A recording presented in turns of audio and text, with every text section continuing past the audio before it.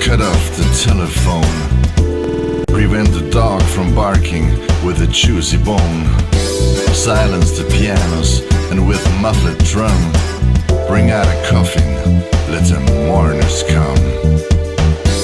Let aeroplanes circle moaning overhead, scribbling on the sky the message, he is dead. Crow bows round the white necks of the public doves. Let the traffic policeman wear black cotton gloves. He was my north, my south, my east and west, my working week and my Sunday rest, my moon, my midnight, my talk, my song. I thought that love would last forever, I was wrong. Stars are not wanted now, put out everyone. Pack up the moon and dismantle the sun. Pour away the ocean and sweep up the wood. For nothing now can ever come to any good. Do any good. Do any good. Do any good. Do any good. Crashing out the clock, crashing out the silver rain in your head. Trying to fall without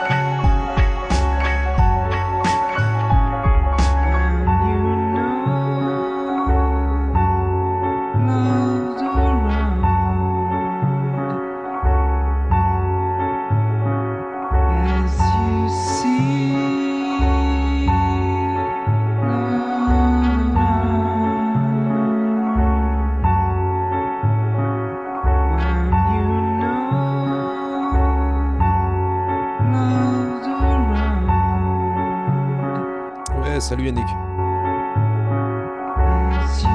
Quoi de neuf?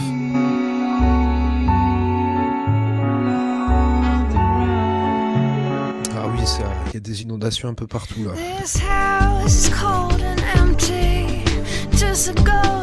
C'est la panique à Paris.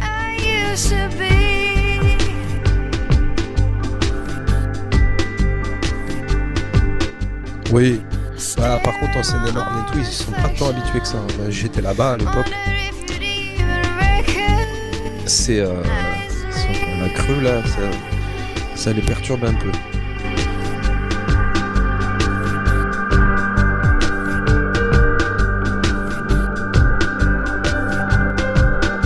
Du tout, je suis dans le sud, mais je suis originaire, oui, d'Île-de-France.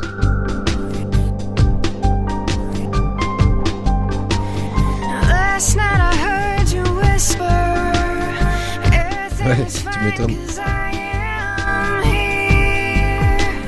C'est le déluge qui arrive, Yannick. C'est l'apocalypse.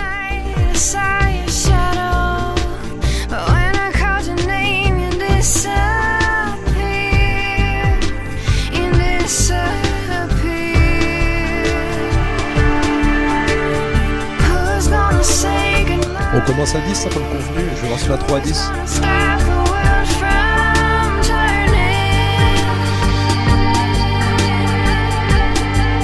Ok, bah à 10, je me lance comme d'habitude.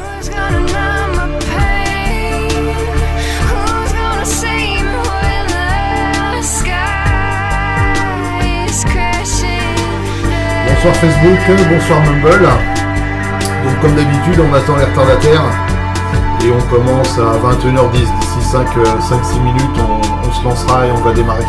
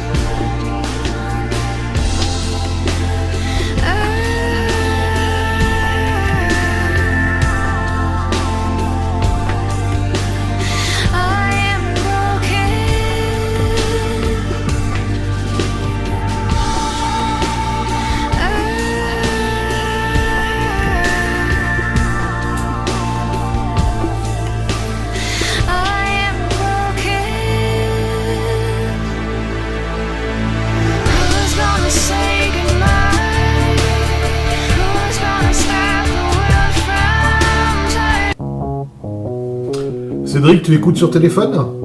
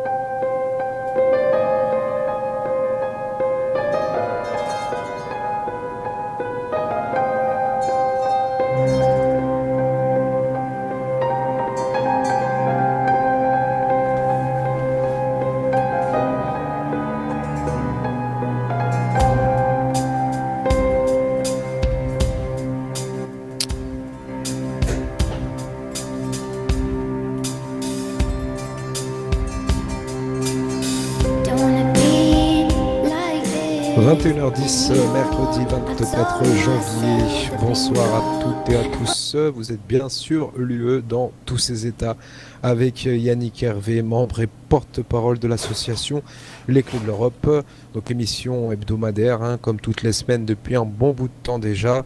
On va passer le bonjour ce soir, enfin le bonsoir à tous ceux qui sont déjà connectés sur Facebook, les habitués, Cédric Delaby, Flavien Réau, Françoise Mauduit et tous ceux qui nous ont rejoints sur Mumble ce soir.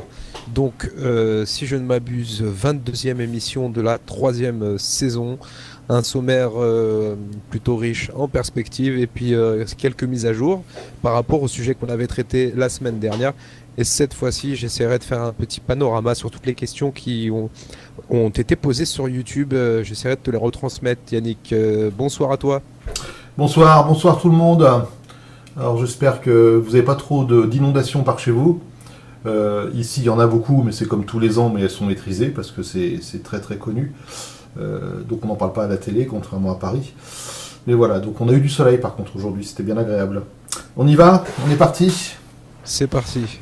Alors bonsoir et bienvenue à tous en ce mercredi 24 janvier 2018 pour la 90e édition de cette émission interactive. Je suis Yannick Hervé de l'association Les Clés de l'Europe et j'anime cet exposé débat tous les mercredis soirs. Donc merci à Rudy qui va m'assister pour recueillir les questions et distribuer la parole. Je rappelle que le flux audio est disponible sur Mumble qui permet une interaction grâce au micro de chacun. La vidéo qui encapsule les interventions Mumble est retransmise sur Facebook.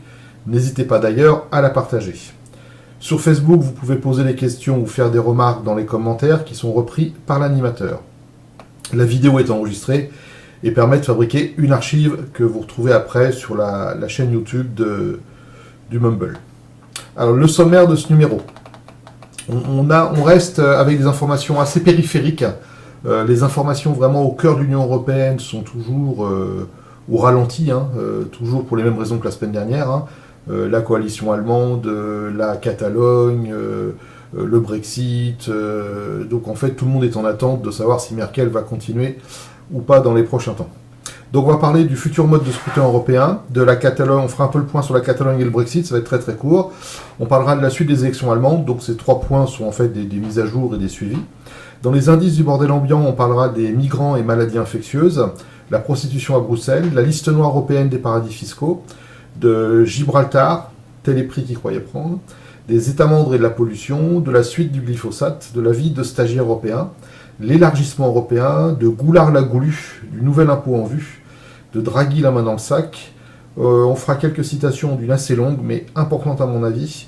On parlera du journal Ipso Facto Europa, et je vous ferai le petit rappel, ça sera la dernière fois, puisque après ça sera écrit sur le papier. Alors on commence par le mode de scrutin européen. Donc suite au départ du Royaume-Uni de l'Union Européenne, on aurait pu penser que nos députés auraient préconisé de faire des économies en proportion du manque à gagner. Et sans surprise, ils proposent de complexifier le système, donc de le rendre plus coûteux. Le Parlement européen propose de créer une circonscription pan-européenne. Il y a actuellement 750 députés, plus le président. Le départ du Royaume-Uni libérerait 73 sièges. Donc on aurait pu croire, économisons ces 73 salaires, indemnités et tout ce qui va avec. Non. Le Parlement vient de voter qu'après le mai 2019, il y aura 705 députés, y compris le président, et le président compte en plus. Et on peut s'étonner que le Parlement décide tout seul d'ailleurs de sa taille, les traités ne parlant que la taille maximale. Donc les députés décident entre eux de savoir combien il y aura de députés. C'est un peu spécial, quoi. On n'est pas consulté là-dessus. Alors sur les 73 sièges libérés par le Brexit, 46 seraient gardés en réserve, dont 16 pour de futurs élargissements et 27 alloués à des listes pan-européennes. Alors l'arithmétique est un peu compliquée parce que quand on fait 751 moins 705 et moins 73, on ne sait pas où se trouvent les 46. Bon, enfin, peu importe sa chose, c'est pas très grave, ce qui est important, c'est la philosophie qui est derrière.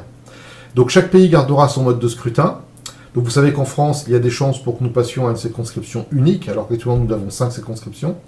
De plus, chaque parti politique européen, c'est une notion très floue qui n'existe qu'au Parlement européen, pour distribuer les subventions, les postes à rémunération et les temps de parole, puisque ça n'a aucune réalité sur le terrain. Donc chaque parti politique européen pourra proposer une liste unique, valable dans tous les pays de l'UE. Donc il y aura certainement des règles qu'il faut au moins assez de candidats de tous les pays, enfin ainsi de suite. Mais enfin en tout cas, ce sera une liste qui sera construite sur tous les pays.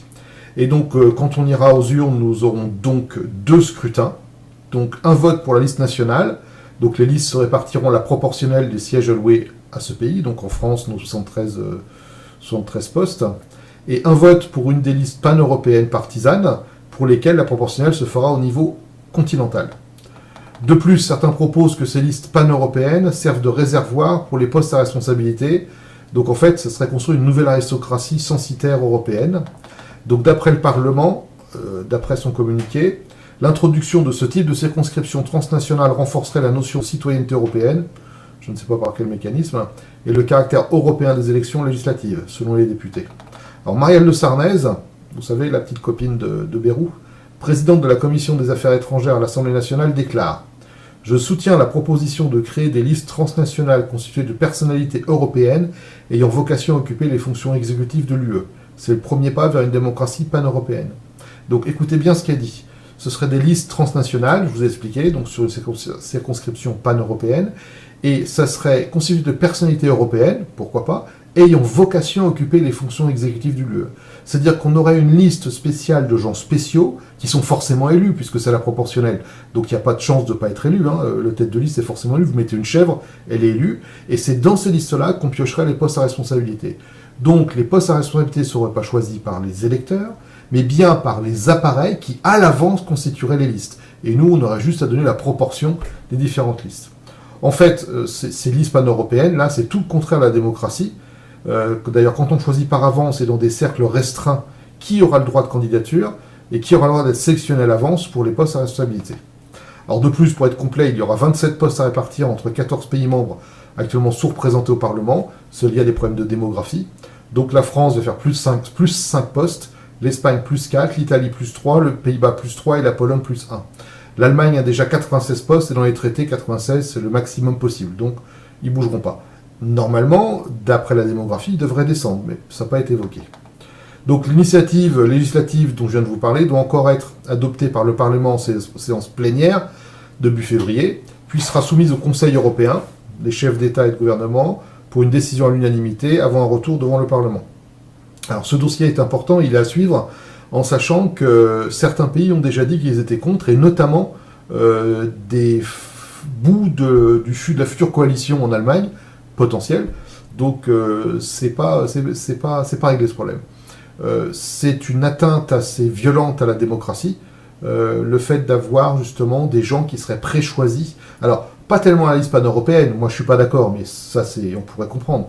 Mais le fait d'avoir des listes dans lesquelles on choisirait, on piocherait les responsables, les futurs responsables exécutifs, c'est assez redoutable. Alors petite mise au point sur la Catalogne.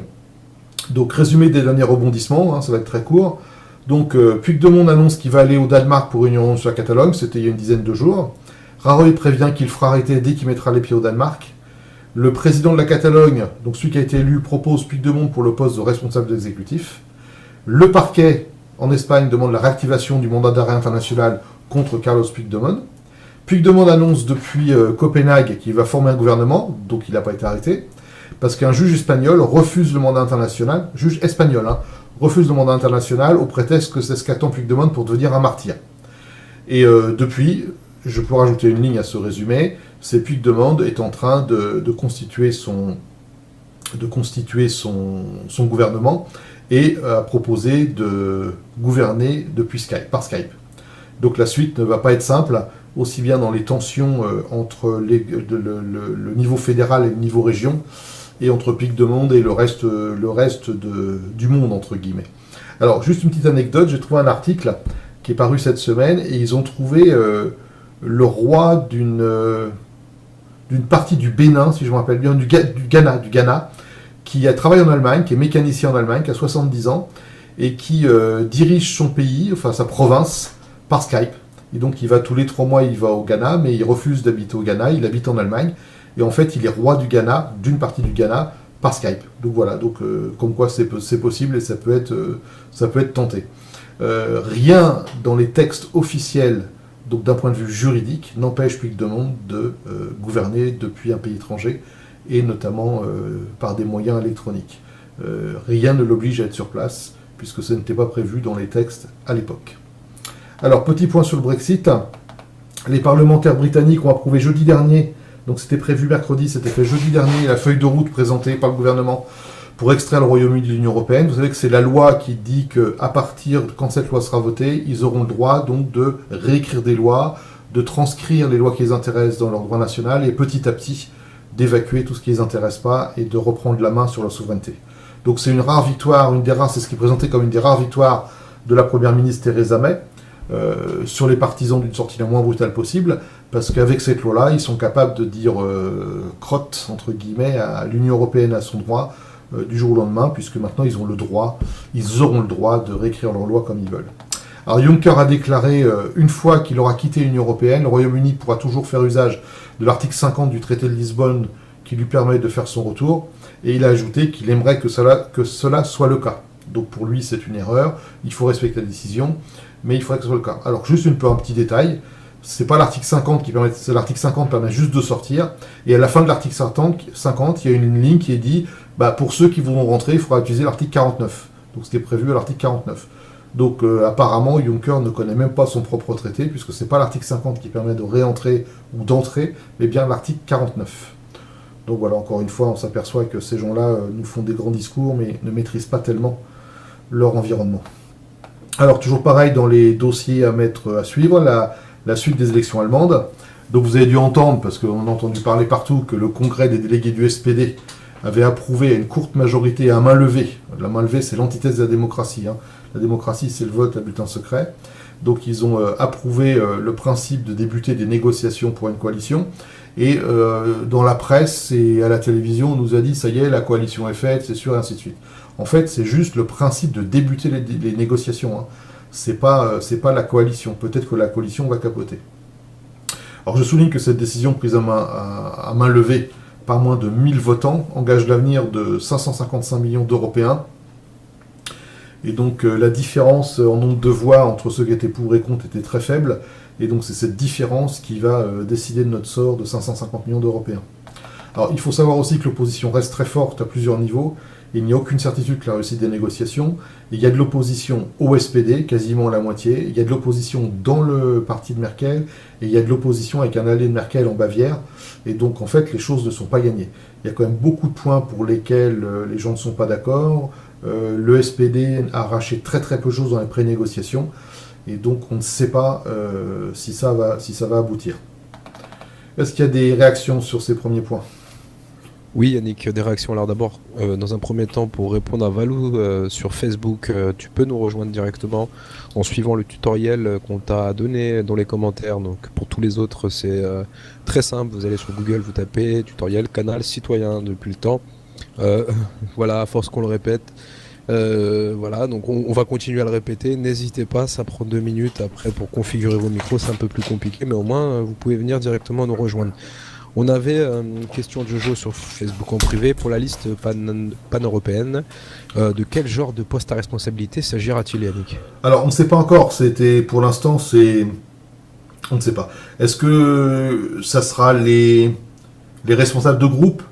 Est-ce que ça sera les patrons, les présidents de commission ? Il y a 30 commissions au Parlement européen. C'est les gens qui ont ces postes-là ont des avantages supplémentaires, ont des budgets, ont des rémunérations complémentaires. Et voilà, donc est-ce que les présidents de groupe ou les présidents de commission vont être pris sur cette liste-là ? Je ne peux pas vous dire, ce n'est pas précisé, mais peu importe, quel que soit le poste, c'est pas démocratique et c'est pas digne d'une démocratie. Et que des centristes défendent ce projet-là, c'est catastrophique, parce que ça voudrait dire que les partis européens, le PPE et tout ça, vont décider qui ils vont mettre les listes au scrutin européen, et automatiquement on va piocher les responsables là-dedans, ce qui veut dire que le peuple ne choisit rien du tout. Moi je trouve personnellement qu'une élection à la proportionnelle, ce n'est pas une élection proportionnelle quand on ne peut pas barrer les noms, c'est antidémocratique. Si j'ai assez d'influence pour me faire mettre en premier sur une liste à la proportionnelle, je suis sûr et certain d'être élu, quelles que soient mes compétences, quel que soit mon charisme, peu importe. Il faut pouvoir barrer des noms. C'est-à-dire, si on fait de la proportionnelle, il faut pouvoir barrer des noms.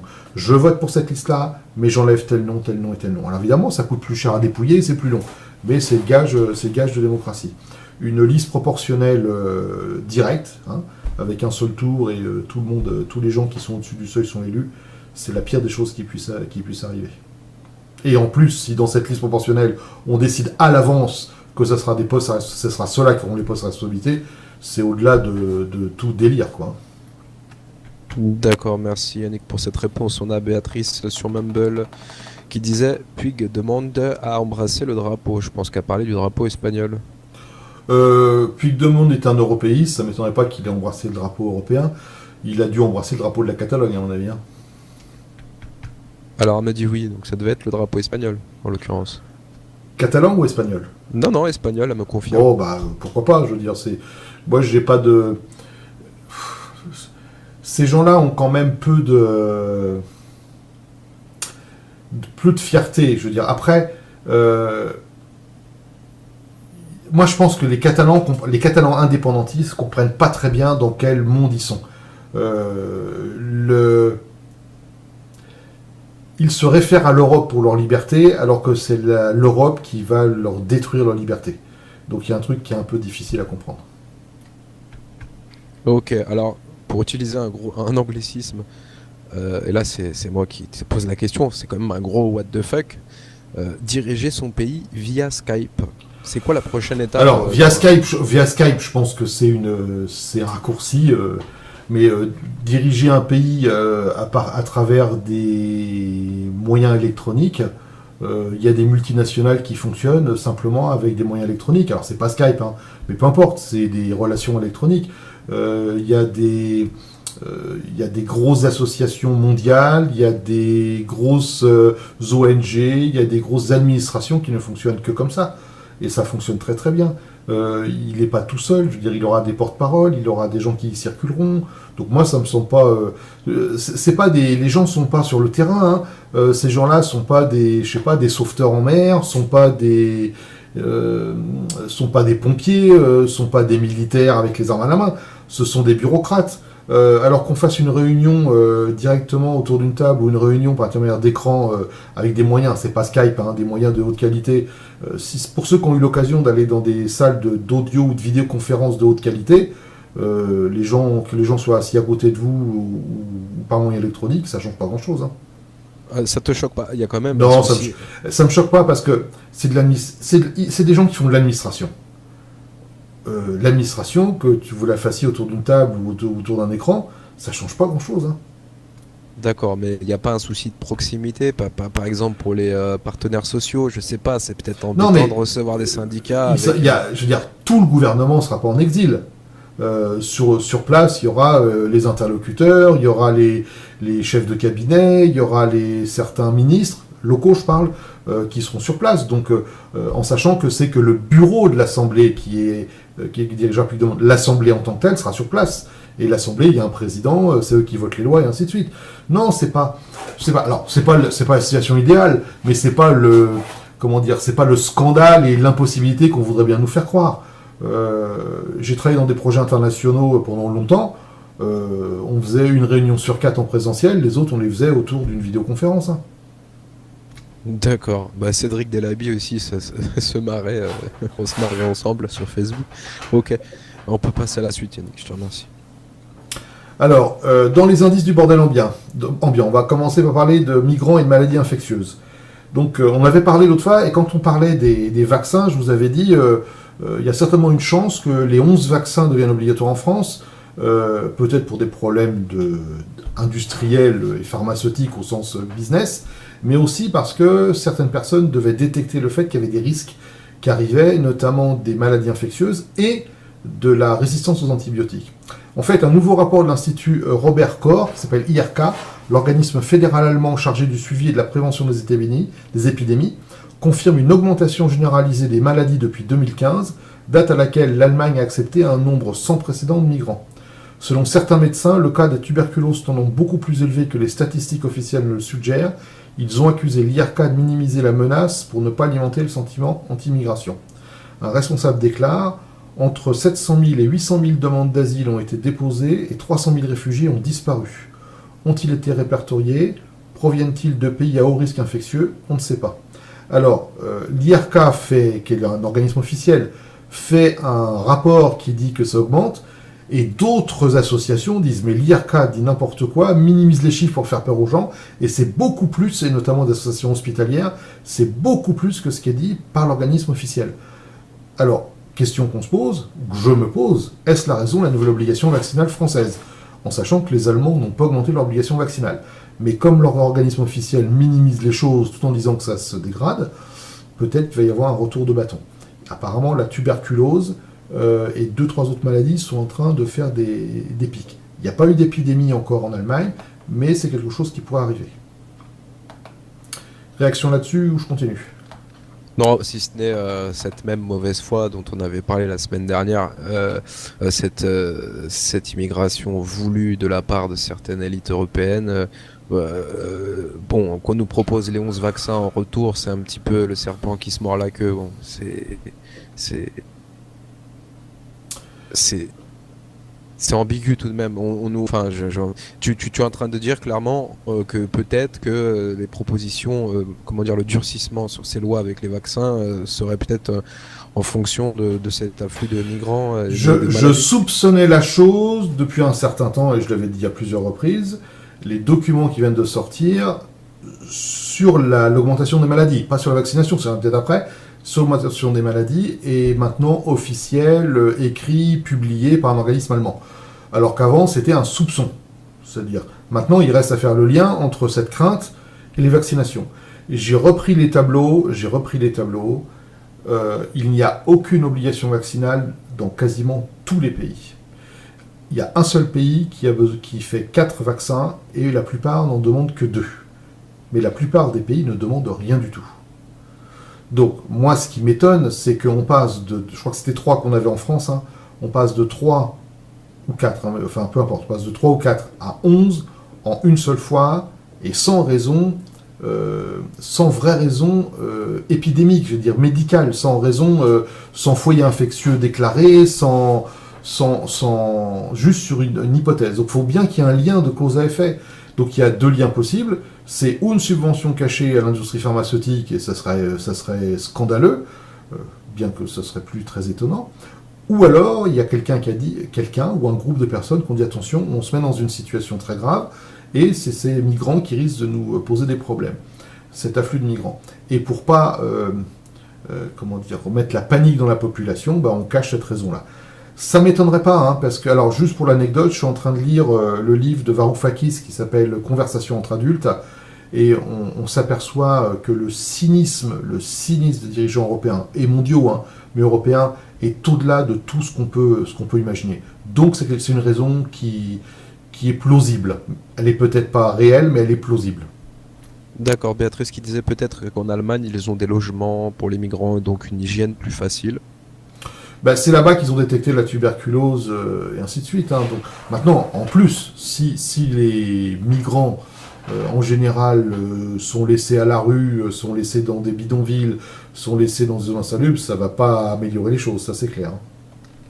Ok, Cédric Delaby, bonsoir à toi. Sur Facebook, il dit bonne réflexion. On peut se poser la question. Reste un mystère pour l'hépatite. Pour moi, ça reste financier jusqu'à preuve du contraire. L'ancien, ou alors parce que c'est pareil, il y a des cas d'hépatite en Allemagne. Alors c'est moins grave que la tuberculose, moins grave au sens du nombre, mais il y a quand même des foyers d'hépatite qui arrivent. On le saura un jour ou l'autre. On le saura parce que ce genre de dossier implique trop de monde pour qu'on ne sache pas les choses. Donc on le saura. Ok, donc Coralie aussi qui disait que dans les 11, il y en avait plus en fait, plusieurs souches pour une maladie. Donc effectivement, par rapport au sujet des vaccins, on en reparlera en seconde partie, puisqu'il y a de plus en plus de réactions sur YouTube à chaque podcast posté chaque semaine, et certains te posaient des questions directement sur YouTube, donc je te les reposerai en seconde partie. On essaiera de répondre à ces questions, en tout cas on en discutera. Ok, on peut passer à la prostitution à Bruxelles. Alors, prostitution à Bruxelles. Donc des rapports officiels venus de la police et d'ONG nous apprennent que des centaines, je dis bien des centaines de jeunes filles se prostituent pour 5 € à Bruxelles. Ce sont essentiellement des adolescentes nigériennes de 14 à 16 ans. Les tarifs descendent jusqu'à 5 € et elles font jusqu'à 15 clients par jour. La politique européenne n'a pas cet objectif-là, j'en suis conscient et je ne le dirai jamais. mais les conséquences de cette politique irresponsable sont en train d'arriver sous cette forme-là aussi. Quel prix la passe? 5 euros. 5 euros. Ça change jusqu'à 5 euros. Alors, il y a une question qu'il faudrait se poser à Bruxelles, c'est savoir qui sont bien sûr les organisateurs de ces réseaux-là, hein, bien sûr, mais aussi qui sont les clients. Les clients ne sont pas des Nigériens. Hein, et les clients ça serait très intéressant de savoir à Bruxelles qui sont les clients. Hein. Je ne sais pas s'il y aura une enquête et si ça ira jusqu'au bout, mais là, il faudrait vraiment aller taper très très fort. Hein. Qu'il y ait des prostituées autour de 18 ans, on en avait déjà entendu parler. 14 ans, c'est un peu nouveau quand même. Hein. Et ça commence à devenir un peu gras. Hein. Ah oui, là, c'est compliqué. Ouais, 5 euros la passe, c'est... Là, en plus, il y en a tellement qu'elles se font une concurrence. C'est ça, hein, la concurrence libre et non faussée de l'Union européenne. Et puis, ça arrive à ces drames, quoi. Hein. Et donc, c'est pareil. Là, derrière, on va avoir peut-être aussi une épidémie de sida ou encore d'autres maladies sexuellement transmissibles avec ces comportements-là. Et apparemment, c'est pas en voie d'éradication. Hein. C'est pas en voie d'éradication. D'accord, merci. Cédric Delaby qui te demandait juste avant qu'on passe à la suite, as-tu un exemple de cynisme cité par Varoufakis? Le plus gros cynisme, c'est que quand le premier plan d'aide à la Grèce a été décidé, en fait, alors qu'il y avait d'autres solutions, c'était simplement un prêt à la Grèce pour que la Grèce rembourse les banques françaises et allemandes qui étaient en train de sauter. Et donc, en fait, ce plan, on a caché une subvention aux banques françaises et allemandes derrière des prêts financés par tous les Européens, y compris les petits pays, en disant « nous sauvons la Grèce », et en fait, ils sauvaient 3 banques françaises et 5 banques allemandes. Et jamais ils ont dit que c'est à cause des Grecs, et ils ont fait une campagne de diffamation de la Grèce pour faire accepter ce plan de sauvetage, alors que c'était simplement pour sauver les banques françaises et allemandes. Autre cas, on sait maintenant, on a les preuves, que la campagne de diffamation contre Varoufakis a été organisée par la Commission européenne pour le faire sauter, parce qu'ils avaient besoin de continuer à prêter de l'argent à la Grèce pour donner de l'argent aux banques françaises et allemandes. D'accord, merci Yannick. On peut passer à la liste noire des paradis fiscaux. Et juste pour l'anecdote, je ne fais que commencer le livre. Hein. J'imagine ce qu'il y a après. Hein. On aura une nouvelle mise à jour quand tu l'auras fini. Oui, je pensais faire une petite note de lecture à ce sujet-là. Alors, la liste noire européenne des paradis fiscaux a déjà bien maigri. Donc, la fameuse liste noire hein, qui a été établie après plus de 2 ans de tergiversation, qui comptait 17 pays, n'en compte plus que 9 après que la Commission européenne ait enlevé 8 noms. Les heureux élus, ceux qui ont fait des promesses de collaboration, sont la Corée du Sud, les Émirats Arabes Unis, la Tunisie, la Mongolie, Macao, la Grenade et la Barbade. Donc, il reste Bahreïn, Guam, les îles Marshall, la Namibie, les Palaos, Samoa, les Samoa américaines, Sainte-Lucie, ainsi que Trinidad et Tobago. Ce sont donc les pays qui menacent la stabilité fiscale et économique du monde, d'après la Commission européenne. Alors, dans LuxLeaks, le préfixe se rapporte à quel pays de la liste? LuxLeaks. Moi, je crois que c'est Luxembourg, hein. C'est pas Guam ou île Marshall. Dans quel pays Apple paye-t-il 0,05% d'impôts? Excusez-moi, 0,005% d'impôts sur les bénéfices. C'est pas Trinidad et Tobago ou la Namibie, c'est l'Irlande. Et les Panama Papers viennent de quel pays? Eh bien, pas de Sainte-Lucie ou des Samoa américaines, mais bien de Panama. Alors, il paraît, nous dit-on, qu'il y a une liste grise qui est secrète, qui comporte maintenant 47 plus 8 noms, parce qu'il y avait 47 noms, maintenant il y a les 8 noms qu'on connaît qui ont été mis en liste grise, et bizarrement cette liste elle est secrète, c'est quand même incroyable, hein. Et donc cette liste existe dans les coffres de la Commission européenne, où c'est des pays, on leur fait les gros yeux, mais sans le dire à tout le monde, en disant soyez gentils, sinon ça va mal se passer. Alors qu'est-ce qu'on constate? On constate en fait que la Commission européenne ne cherche pas à lutter contre l'évasion fiscale ou l'optimisation fiscale, c'est-à-dire que il y a des pays qui ont 0% d'impôt sur le revenu, 0% d'impôt sur les entreprises qui ne sont pas sur ces listes, mais comme la liste grise est secrète, on ne sait pas trop. Mais en tout cas, il n'y a pas de rétorsion contre ces pays-là. En fait, ce que cherche la Commission européenne, ce sont des pays à sa botte qui font de l'échange d'informations. Donc en fait, ils se sont câblés de la même façon que les Américains, et ils disent au pays, écoutez, faites ce que vous voulez, mais dites-nous qui le fait avec vous. C'est tout. Donc si vous voulez aller dans une île qui a 0%, une île, pourquoi pas une île ou un pays qui a 0% d'impôt sur les revenus ou les entreprises, vous pouvez y aller. Par contre, simplement, l'Union européenne sera mise au courant.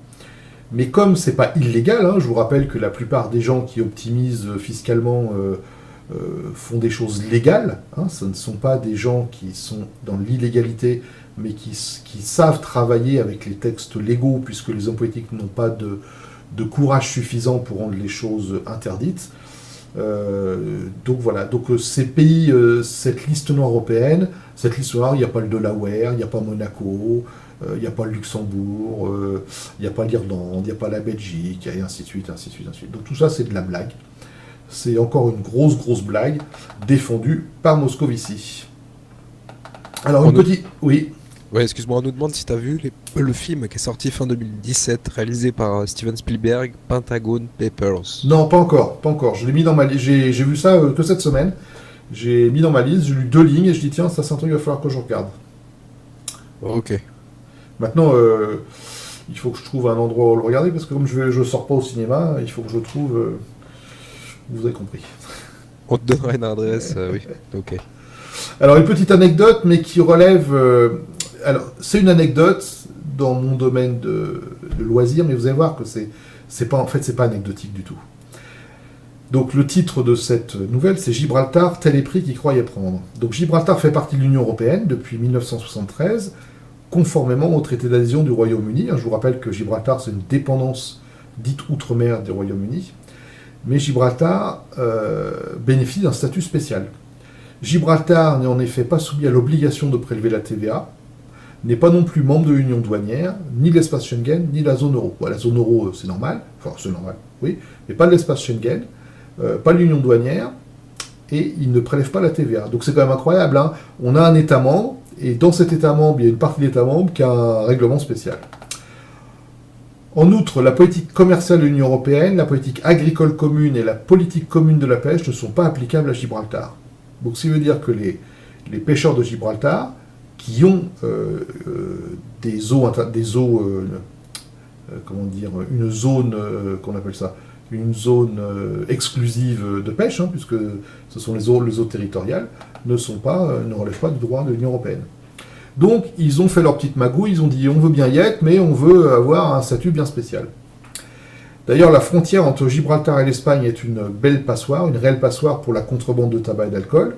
Selon les statistiques, écoutez bien, Gibraltar est un consommateur de tabac d'une telle envergure qu'avec seulement 30 000 habitants, il égale la quantité de cigarettes fumées par presque 3 millions de Galiciens. Donc, ça n'émeut personne que ce pays-là fasse de la contrebande. Je vous rappelais, la semaine dernière ou il y a 2 semaines, je vous parlais du tabac dans l'Union européenne. Bon, en fait, c'est de l'hypocrisie encore, parce qu'on sait très bien que le tabac de contrebande rentre en Union européenne au moins par cette frontière-là. En sachant que souvent, il vient d'autres pays de l'Union européenne qui repassent par la mer pour réentrer. Enfin, c'est le délire total. Alors, tout ça pour dire, en 2015, le président de l'association de tir à la cible de Gibraltar a demandé une carte européenne d'armes pour les membres de son groupe. Alors, ce qu'on appelle la carte européenne d'armes, c'est un permis qui est délivré dans le cadre d'une directive européenne qui permet aux détenteurs de transporter, alors il faut être licencié dans son pays, hein, et après ça permet de transporter une ou plusieurs armes à feu enregistrées d'un État membre à un autre, dans le but de participer à des compétitions ou de vendre l'arme. Les chasseurs ou tireurs de compétition, ainsi que les vendeurs et les collectionneurs bénéficient donc de cette carte européenne sur demande. Donc c'est une démarche assez simple à faire, hein. Si on est licencié d'une fédération, on fait un document, on demande sa carte et puis on récupère une carte qui permet de passer les frontières. Les autorités locales ont déclaré à l'association de tir que la directive en question, la directive européenne, ne s'appliquait pas à Gibraltar, le Rocher étant exclu des règles sur la liberté de circulation. Donc le président du club, qui s'appelle Albert Buaguiar, a porté l'affaire devant le tribunal, et s'est monté de tribunal en tribunal jusqu'à la Cour de justice de l'Union européenne. Et la Cour de justice de l'Union européenne, basée au Luxembourg, a rejeté le 23 janvier l'appel et a rappelé que l'exclusion de Gibraltar de l'espace douanier de l'UE signifiait que les règles du traité et les législations secondaires n'étaient pas applicables au territoire, même si leur application pourrait en avoir un impact positif sur les services locaux, comme le prétend l'association. Donc Gibraltar, qui voulait garder son statut spécifique en refusant certaines dispositions, se retrouve bloqué par le fait qu'elles ne sont plus disponibles pour d'autres activités. Alors ça, c'est plutôt sain, moi je trouve, Mais quand on veut le beurre, on ne peut prétendre à l'argent du beurre et encore moins à la crémière. Et donc, voilà, ils se retrouvent pris à leur propre piège, vouloir des exceptions, et après, il faut assumer les exceptions. Voilà, donc si vous voulez tirer à Gibraltar pour une compétition, ce sera difficile. Alors, on va parler des États membres et de la pollution. 9 pays de l'Union européenne convoqués par Bruxelles pour non-respect des normes de qualité de l'air. La France, l'Allemagne, le Royaume-Uni, la République tchèque, l'Espagne, l'Italie, la Hongrie, la Roumanie et la Slovaquie. En fait, 23 pays sur 28, je dis bien 23 pays sur 28, dépassent les limites d'émissions fixées dans l'Union européenne pour le dioxyde d'azote ou les particules fines de type PM10, c'est-à-dire 10 microns. Des polluants notamment liés à la circulation routière et dangereux pour la santé, notamment les particules, ça se fixe dans le fond des poumons, c'est une catastrophe. La Commission envisageant de saisir la Cour de justice de l'Union européenne, les ministres de l'environnement des 9 États membres sont donc convoqués à Bruxelles. Donc on les fait venir en disant « c'est pas bien, messieurs ». La Bulgarie et la Pologne ont déjà subi cette étape pour non-respect des normes de qualité de l'air. Ainsi, en avril 2017, la Bulgarie avait-elle été condamnée par la Cour de justice de l'UE. Alors c'est quoi condamner, c'est donner des sous. 16 pays sont par ailleurs visés par des procédures d'infraction qui sont actuellement à différents stades liés aux limites d'émission de particules fines. Alors, on se rend compte que quand une directive n'est suivie que par 5 pays sur 28, peut-on parler d'un comportement solidaire et vraiment cohérent et constructif. Faites l'hypothèse que l'État fasse édicter une loi par le Parlement et que dans le pays, on ait la même proportion, c'est-à-dire 23/28e, on va dire 3/4 de la population qui ne respecte pas cette loi-là. Est-ce que cette loi est encore applicable? Est-ce qu'elle a encore un sens? Est-ce qu'il faut mettre tout le monde en prison? Eh bien, l'Union européenne, de plus en plus, c'est ça. C'est-à-dire que les directives sont de moins en moins appliquées, les États font ce qu'ils veulent, et dans ce cas-là, il y a 23 États sur 28 qui font pas ce qu'il faut, ils payent des amendes et puis ils laissent courir. Bon, voilà. Tout ça aussi, juste pour dire, c'est la qualité de notre air et nos poumons qui sont en jeu. Alors, glyphosate, la suite du dossier. Donc, suite à la réautorisation du glyphosate par la Commission européenne, le Parlement européen a annoncé la création d'une commission spéciale chargée d'enquêter sur les modalités d'autorisation des pesticides en Europe. Le mandat de cette commission spéciale, commission d'enquête, c'est analyser et évaluer la procédure d'autorisation des pesticides dans l'Union européenne, y compris la méthodologie utilisée et sa qualité scientifique, son indépendance par rapport à l'industrie, la transparence du processus décisionnel et ses résultats. Et il rajoute contrôler les conflits d'intérêts éventuels. Alors, en langage diplomatique, quand on écrit sa qualité scientifique, la méthodologie et l'indépendance par rapport à l'industrie, ça veut dire que derrière, on soupçonne que la qualité scientifique elle est mauvaise et qu'il n'y a pas d'indépendance par rapport à l'industrie. Parce que si on ne le soupçonnait pas, on n'écrirait pas ça dans ces termes-là. À l'automne 2017, Global 2000, une ONG autrichienne, avait révélé que des chapitres entiers du rapport d'expertise préliminaire préparé par l'Agence de sécurité sanitaire allemande avaient été copiés-collés depuis le dossier d'homologation soumis par les industriels, et notamment Monsanto, ce qu'on appelait Monsanto Paper. Sous ces termes diplomatiques, c'est bien une collusion des comportements mafieux qui sont soupçonnés. Et ce n'est pas tout. La Commission des affaires juridiques du Parlement européen devrait voter avant fin janvier afin que ce dernier examine la possibilité d'un recours en annulation de la réautorisation du glyphosate. D'après une expertise juridique, les modalités de la réautorisation du glyphosate ont violé le droit de l'Union. En cas de recours, ce sera à la Cour de justice de l'Union européenne de trancher. Donc on arrive à un point où les institutions s'attaquent les unes les autres. Je vous ai déjà dit, la semaine dernière, il y a 15 jours, vous avez parlé d'autres dossiers. Et là, c'est le Parlement européen qui fait une commission d'enquête contre la Commission européenne et qui va, notamment dans le deuxième point de ce que j'ai dit, accuse la Commission européenne de ne pas avoir respecté le droit européen. On commence à arriver à des comportements assez suicidaires pour ces institutions. Si elles commencent à attaquer les unes les autres, ça va devenir difficile de continuer. Tant mieux, Moi, je trouve ça tant mieux, ils vont s'auto-bloquer, mais vous voyez dans quel état de déliquescence ils sont. Ça sent la putréfaction un peu. Oui, c'est tout le monde va essayer de sauver sa peau, tout le monde va essayer de dire qu'il est meilleur que l'autre, tout le monde va magouiller. Vous allez voir, le Parlement européen dit qu'ils attaquent la Commission européenne. Le point que je vais vous donner maintenant, c'est le Parlement européen qui est en tort. Donc, voilà, tout le monde part en cacahuète, il n'y a plus rien, c'est une catastrophe, quoi. Et notamment, je vais vous parler de la vie de stagiaires européens. Donc les jeunes attirés par l'argent facile et des carrières dorées font des masters en droit européen ou autres formations de ce type. Donc des formations en droit, souvent la plupart du temps en droit. Bien sûr, il faut terminer les études par un stage en situation, et la plupart du temps à Bruxelles. L'objectif est de bénéficier d'appui pour une future embauche, le plus près possible du sein des seins, et des indemnités annuelles à 6 chiffres. En fait, des milliers de jeunes viennent chaque année de toute l'Europe pour devenir stagiaires au sein de ce qu'on appelle à Bruxelles la bulle européenne. Ils ont fait du droit, des études européennes, de l'économie ou Sciences Po, et espèrent tous obtenir un emploi dans une institution de l'Union européenne, une ONG ou encore un des nombreux lobbies qui gravitent autour des centres du pouvoir bruxellois. Une vie professionnelle menée dans une ambiance Erasmus, des salaires souvent alléchants, l'idée de travailler dans un haut lieu des relations internationales, le marché se retrouve inondé d'expatriés polyglottes et surdiplômés. Résultat, dans la bulle européenne, la période de stage post-études est extensible à l'extrême, voire à l'infini. Il est courant de devoir accumuler les stages pendant des mois, voire des années. À la Commission européenne, seuls 4% des candidatures pour un stage rémunéré sont acceptées. Même chose du côté des organisations internationales. Il n'est pas rare de se voir refuser un stage, même en ayant 2 masters et maîtrisant 4 langues. Pour ceux qui ont eu le bonheur de choper un stage, la marche vers l'autosuffisance est encore longue. Nombre de ces stages sont en effet à peine, voire pas du tout rémunérés. Près de la moitié des 8000 stagiaires qui passent chaque année par la bulle européenne ne sont pas payés. Exemple, 3 témoignages. Déborah. Le premier jour de mon stage, on m'a annoncé que ma rémunération passait de 500 € par mois à 250 par souci de budget. J'étais dégoûté, mais comme on refusait, ça restait une belle opportunité. Gisela nous dit, lors de mon premier stage, j'étais rémunéré 149 € par mois, lors de mon second, 49 €. Comme on travaille à plein temps, il est difficile d'avoir un job à côté.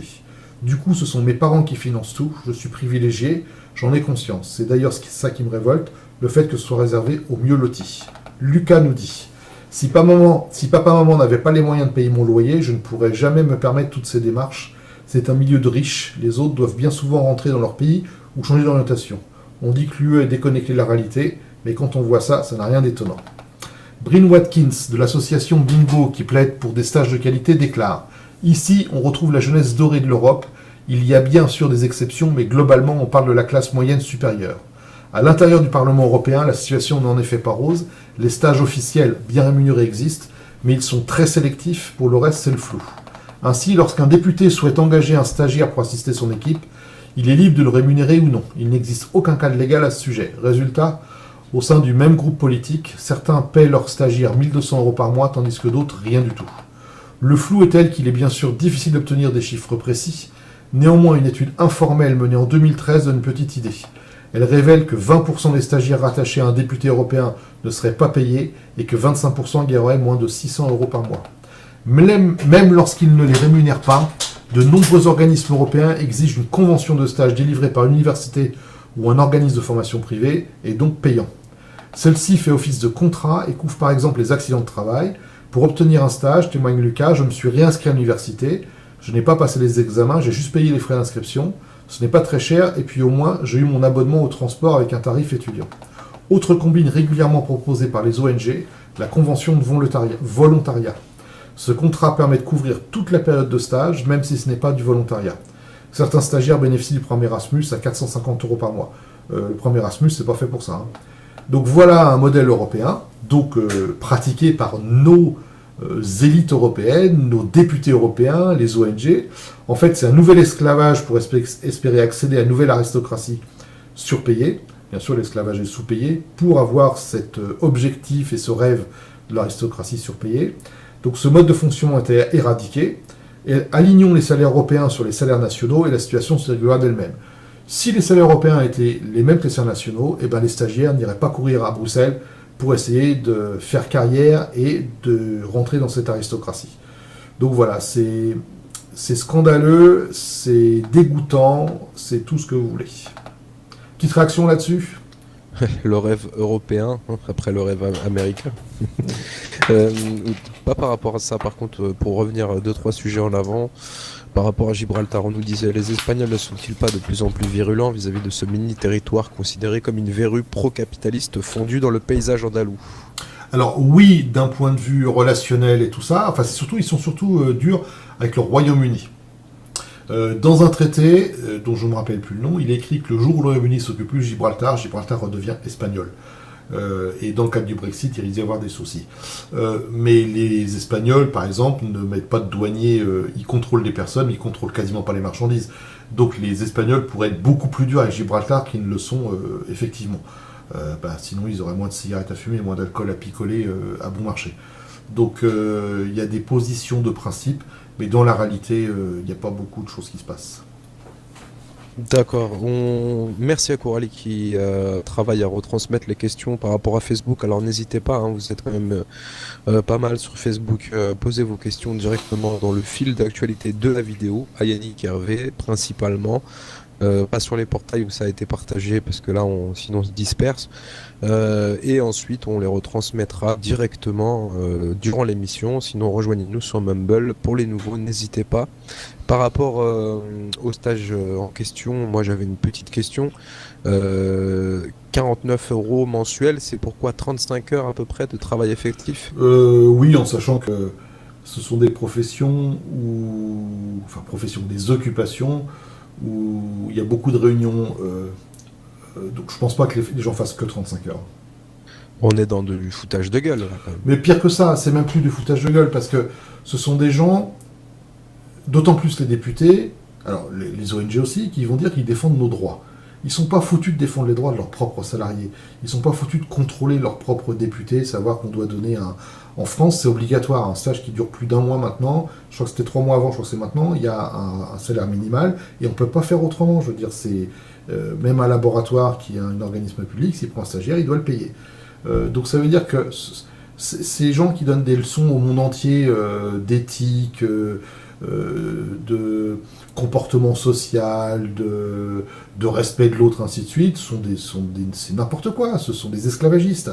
Même un étudiant à bac plein plus 5, 6, 7 à l'étranger, 600 € par mois, je peux vous dire que c'est quand même 600 € par mois, c'est difficile.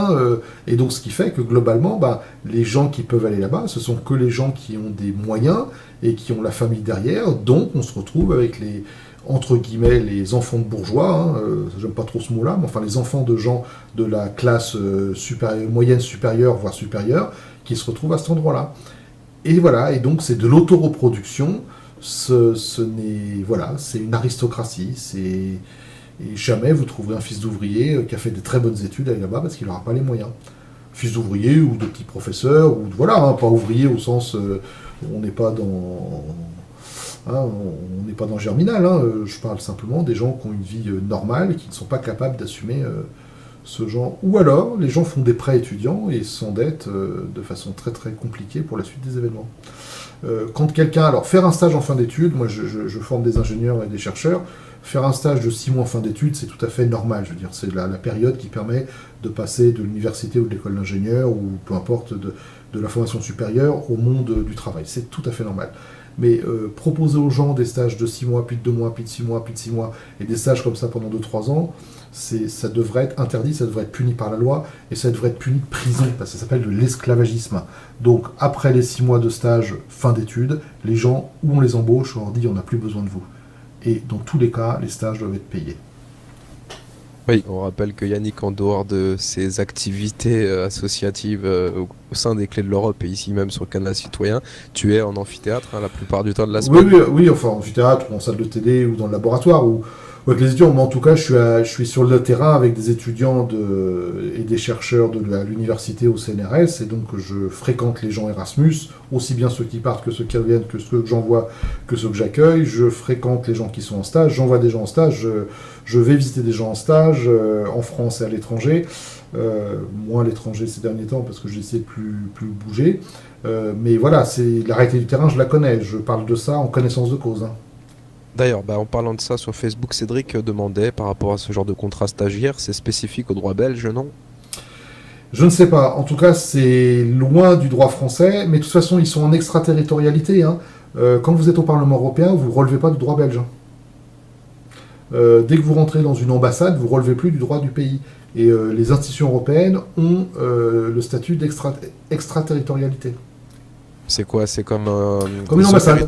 Comme une les ambassade. Par exemple, ce sont des endroits où la police ne peut pas rentrer, qui ne peuvent pas être perquisitionnés, où les gens ont une immunité. Alors, elle est relative pour les parlementaires, mais la Commission européenne ou le Parlement européen ont le même statut qu'une ambassade, d'un point de vue locaux. Et donc, ce qui fait que les lois du pays ne s'y appliquent pas. Par exemple, ils ne payent pas d'impôts. Ils ne payent pas d'impôts locaux. Ils ne payent pas d'impôts sur les poubelles. Ils ne payent pas la TVA sur l'alcool. Parce qu'ils sont bien gentils avec leur TVA. Mais les parlementaires européens ne payent pas la TVA. Donc voilà, c'est comme si c'était un pays étranger, c'est comme si c'était une ambassade. D'accord, il disait quel est le droit des contrats de travail, droit applicable, il demandait. Effectivement. Je ne sais pas, mais dans tout. Alors, si c'est le droit belge, le droit belge il est pourri. Si c'est le droit européen il est pourri. Et dans tous les cas, quel que soit le droit, même si c'est légal, c'est inacceptable. Okidoc, merci Yannick. On peut passer à la suite. Alors, on va parler d'élargissement européen.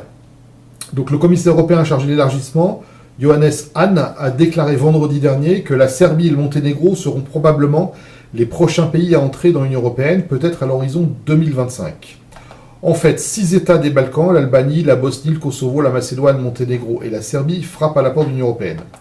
Le commissaire déclare « Soit nous exportons de la stabilité dans cette région, soit nous importons de l'instabilité. » Il estime que le processus d'adhésion à l'UE est le meilleur moyen de combattre la corruption, le crime organisé et les menaces de dérive autoritariste. Il avoue donc que la situation actuelle est loin d'être idéale.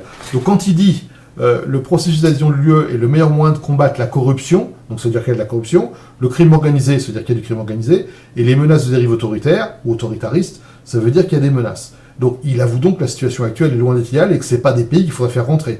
Alors un petit point, la Serbie c'est 8,8 millions d'habitants, le chômage est de 18,6%, et c'est le 125e pays du monde en valeur de PIB, en parité de pouvoir d'achat par habitant. Donc c'est un pays pauvre et qui a beaucoup de chômage. Le Monténégro, c'est que 660 000 habitants, c'est tout petit, et c'est juste un peu devant la Serbie en PIB, parité de pouvoir d'achat par habitant. Donc c'est pas glorieux. Donc ça veut dire que ce sont deux pays pauvres qui vont rentrer de facto, puisque les nouveaux pays qui rentrent de facto dans Schengen et dans l'euro, les pays qui n'étaient pas dans l'euro normalement avaient le choix de rentrer dans l'euro ou pas. Certains pays ont eu des exceptions, mais la vocation des pays normalement, c'est à terme de rentrer dans l'euro. Et il est écrit dans les traités que tout nouveau pays qui rentre dans l'Union européenne rentre dans l'euro. Donc ça veut dire que la Serbie et le Monténégro vont rentrer dans l'euro et dans Schengen. Donc ce qui veut dire que les 18,6% de chômeurs de la Serbie, il y a des chances qu'ils viennent dans le cadre de la liberté de circulation, d'installation de Schengen, et notamment puisque c'est mieux que Schengen, puisqu'ils sont citoyens européens, on va les retrouver sur le marché du travail allemand, belge, français, et ainsi de suite. Donc voilà, donc on va encore entrer des pays pauvres dans l'Union européenne. Simplement, alors vous avez vu que les raisons, c'est pas pour les aider à se développer. C'est écrit que c'est combattre la corruption, le crime organisé et les menaces de dérive autoritariste, parce qu'on préfère les contrôler plutôt qu'ils viennent chez nous. Bon, c'est une mauvaise idée. Le dernier agissement a déjà tout déstabilisé. Alors évidemment, ce seront des pays qui ne seront pas contributeurs. Ce sont des pays à qui il faudra donner de l'argent. Donc ce sera encore de l'argent qui va partir de ce côté-là. Bon. Ce choix est mortifère. Alors, nous allons parler de Goulard la Goulue. Vous savez que j'aime beaucoup. Sylvie Goulard, ex-députée européenne, financée à hauteur de 10 000 € par mois par un think tank européen, donc corrompue à hauteur de 10 000 € par mois par un think tank européen basé aux États-Unis, qui s'appelle l'Institut Berggruen, soupçonnée d'utilisation d'emplois fictifs, ex-ministre des Armées pendant 1 mois et 2 jours, a été nommée sous-gouverneur à la direction de la Banque de France pour les problèmes européens. En sachant que ces problèmes juridiques pour l'emploi fictif ne sont toujours pas réglés. Donc elle risque une mise en examen, elle risque une condamnation, mais on la nomme quand même à la Banque de France. Et juste pour vous faire plaisir, Sylvie Goulard, à la Banque de France, à ce poste de complaisance, va toucher 350 000 € par an. Avantage en sus. Voilà. Donc vous qui attendez votre RSA ou votre SMIC à la fin du mois, vous pouvez demander à Sylvie Goulard qu'elle vous aide, ou alors prendre sa place à la Banque de France. Banque de France qui ne sert plus à rien d'ailleurs. Donc en fait, comme cette Banque de France ne sert plus à rien, ben, on met tous ses copains, on fait des postes. Alors le poste de sous-gouverneur existait déjà, la personne s'en va, et donc on met une copine pour lui faire un peu d'argent de poche. Alors, nouvel impôt en vue. Ça fait longtemps que je vous prédis un nouvel impôt européen pour financer les délires des eurocrates. Cet impôt devient encore plus certain avec le Brexit et le refus de l'UE de faire diminuer ses dépenses du montant du manque à gagner. En effet, au lieu de réduire le nombre de fonctionnaires pour s'adapter, Bruxelles prépare une nouvelle taxe. La Commission européenne envisage une taxe sur les plastiques comme une nouvelle source de recettes pour le budget de l'UE et pour réduire les déchets. Donc ça, c'est la communication officielle. Envisage une taxe sur les plastiques comme une nouvelle source de recettes pour les budgets de l'UE et pour réduire les déchets. Donc c'était dit devant la presse par le commissaire chargé du budget, Günther Oettinger. Le commissaire allemand n'a pas donné plus de détails sur les contours de cette taxe ou sur les gains attendus. Alors, je vous rappelle que nous avons 751 députés européens et la parasitocratie a envahi Bruxelles qui compte 26,63 lobbyistes pour un député européen. En fait, il y a plus de 20 000 lobbyistes à Bruxelles. Donc en fait, ça fait 27 personnes grassement payées qui s'occupent de chaque député afin de faire passer une taxe ou une réglementation pour avantager un groupe quelconque. Donc imaginez-vous bien que cette taxe sur le plastique va être travaillée, retravaillée, imposée, et les contours en seront fixés par les lobbies, et pas par les députés, ni la commission, par les lobbies. Mais de toute façon, c'est nous qui allons payer. Alors, est-ce que ce sera une taxe assise sur chaque bouteille en plastique, chaque objet en plastique aura une taxe dite européenne? Je ne peux pas vous le dire, personne ne le sait. Mais attendez-vous, dans tous les cas, et je suis prêt à mettre ma main au feu, vous aurez un nouvel impôt. Et cet impôt sera un impôt européen pour compenser le départ du Royaume-Uni et pour financer les délires de Macron. Donc, vous pouvez y aller. Mettez des sous de côté. Alors, Draghi a été pris la main dans le sac. Je vous avais informé il y a quelque temps que Draghi était soupçonné de participer à des réunions secrètes, celles du Club des 30. Après une enquête d'1 an, Mario Draghi a été informé mercredi par le médiateur européen, Emily O'Reilly, que ses relations étroites avec le groupe G30 basé à Washington menaçaient la réputation de la banque, malgré ses assurances contraires. Les membres de ce club exclusif, dont seulement 2 des 33 membres actuels sont des femmes, sont choisis par un conseil d'administration anonyme, secret donc. Seule identité du président du conseil d'administration, Jacob Afrenkel, président de JP Morgan Chase International, a été rendue publique. Aurélie, donc la médiatrice, a noté le secret et le manque de transparence du groupe quant au contenu de ces réunions. Elle a également demandé que tous les futurs présidents de la BCE soient interdits d'adhésion au club, qui était auparavant nommé Groupe consultatif pour les affaires économiques et monétaires internationales. Un porte-parole de la BCE a déclaré qu'elle avait pris note de la décision et qu'elle répondrait en temps utile. Donc la BCE, vous voyez comment elle traite les décisions de la médiatrice, nous répondrons en temps utile. Alors, ce qui veut bien dire que ce qu'on disait il y a quelque temps, que Draghi fait bien partie de ce groupe informel et secret, que Draghi, en tant que président de la BCE, se retrouve dans des réunions avec des responsables d'institutions dont il assure la supervision. Donc c'est quand même un conflit d'intérêts. Et il serait bien que la médiatrice fasse la même chose avec les autres groupes secrets, tels que Bilderberg ou des choses comme ça. Il serait bien que la médiatrice nous fasse une liste en disant Monsieur un tel, qui vous avez des responsabilités au sein de l'Union européenne, je vous prie de ne plus mettre les pieds à ces réunions secrètes, puisque vous n'avez pas... le manque de transparence n'est pas une valeur de l'Union européenne. Bon, voilà. Est-ce qu'il y a des remarques et des questions sur ces indices du bordel ambiant? Oui. Oui. Alors, notamment une question qui est un peu sujet. Bon, je vais te la poser maintenant. On a Danny GFL, et d'ailleurs cette question n'a jamais été posée. Moi-même, j'en ai aucune idée. On te demande c'est quoi ce logo 3 hexagones, le symbolisme par rapport aux clés de l'Europe. Les clés de l'Europe, vous remarquez que c'est le drapeau français, bleu, blanc, rouge, et le symbole de la France, l'hexagone, tout simplement. Donc c'est l'hexagone de la France. Comme on disait, les 4 coins de l'hexagone, c'est une formule célèbre. Donc l'hexagone, c'est la France, et bleu, blanc, rouge, c'est la France. Donc voilà, c'est simplement c'est la France 2 fois. Aussi bien les hexagones que les couleurs. D'accord. Par rapport au lobbyisme, on demandait si tu avais un reportage ou un documentaire qui pouvait vraiment illustrer vraiment cette omniprésence. Alors, j'ai plus le nom en tête. Je l'ai vu il y a pas très très longtemps. Il était repassé sur Arte il y a quelques mois. Cet été, je pense. Je pense cet été. Je pourrais vous rechercher ça, mais il existe. Alors, je pense qu'en par des mots-clés, on doit pouvoir le retrouver. Il y a un reportage qui est très très bien fait sur le lobbyisme à Bruxelles. Donc, on doit pouvoir le trouver. J'ai plus le nom en tête, mais je pense que simplement par les mots-clés, on doit pouvoir le retrouver. C'est hallucinant et redoutable. Ça fait très très peur. Je crois que je l'avais vu aussi, effectivement. Et puis bon, il y a les fameux petits reportages aussi qui montraient les parlementaires qui venaient badger le matin exprès pour avoir la prime. Ça, c'est... Leur prime de journée, là, oui, ça c'est devenu... Il y a eu un découpage et puis un montage qui fait que ça tourne assez vite, en quelques minutes. Hein. Mais par contre, il y a un reportage donc en 58 minutes, en 52 ou en 58 minutes sur Arte, sur les lobbies, hein, qui est assez redoutable. Donc ça doit pouvoir se retrouver. Ok.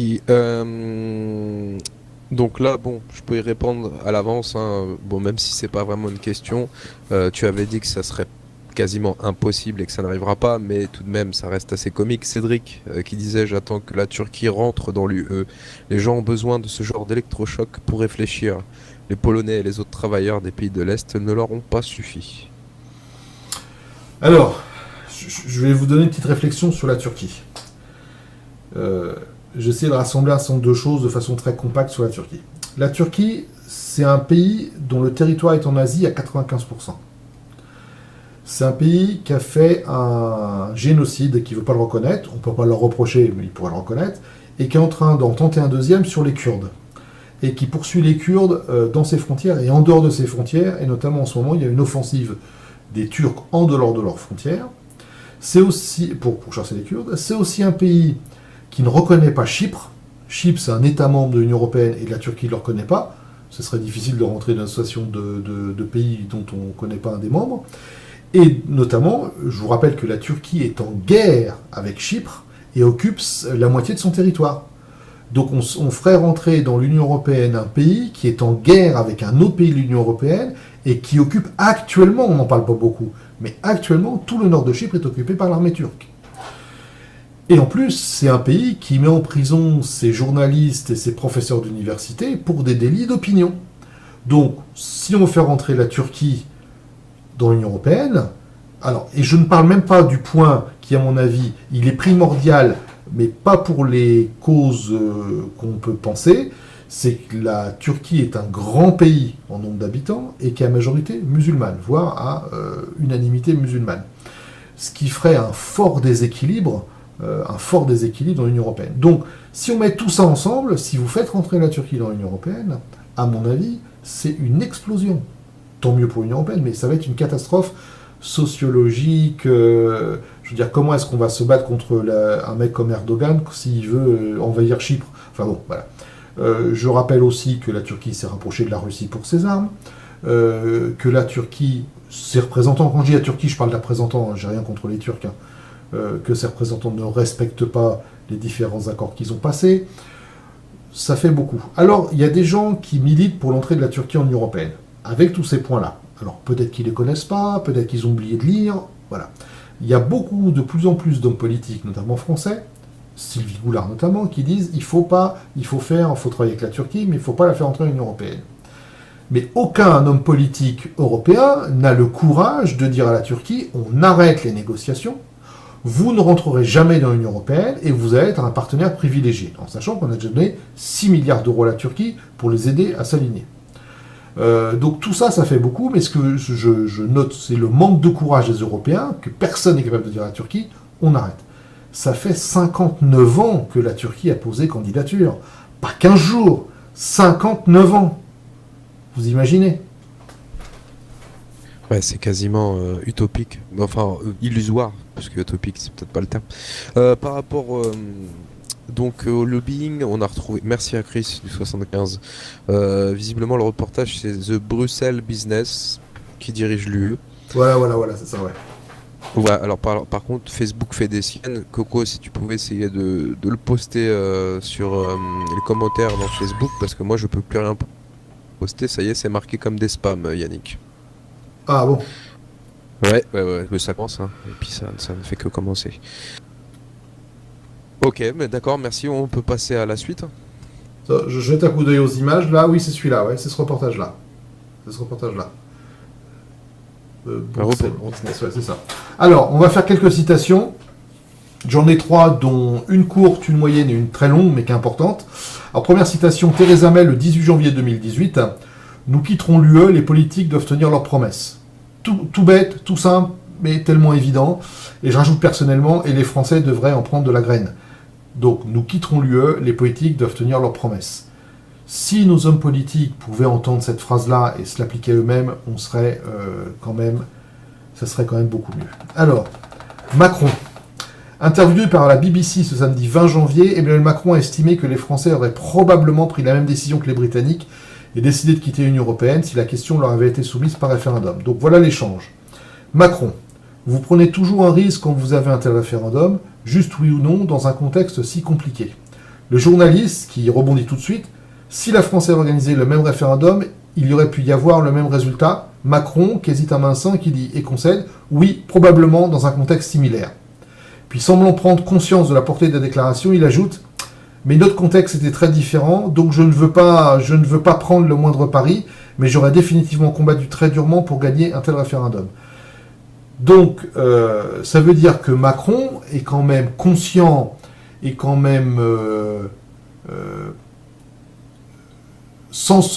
quand il est poussé à répondre vite, il avoue quand même que les Français ont envie du Frexit, ou auraient envie du Frexit. Donc je pense que c'est important, parce que ça veut dire qu'il gouverne contre le peuple, c'est ce qu'il dit, puisque si la France avait probablement dit oui au Frexit, bah, ça veut dire qu'il fait tout le contraire, donc il pilote bien contre le peuple. Alors, dernière citation, qui est un peu longue, mais je pense qu'il est important de la citer en entier. La première vice-présidente des Républicains, dès que je dis bien première vice-présidente des Républicains, Virginie Calmel, a publié une tribune dans Le Figaro où elle déclare. Le titre, c'est « Je refuse catégoriquement une Europe fédérale ». Alors, le texte est le suivant. En voulant... Et c'est une citation, quand ça ne sera pas une citation, je vous le dirai. Je crois que c'est une citation tout le long. En voulant construire l'Europe, Emmanuel Macron oublie les peuples européens et en premier lieu le peuple français. Il rêve d'une Europe de Schengen élargie aux Balkans, qui aille vers toujours plus de fédéralisme.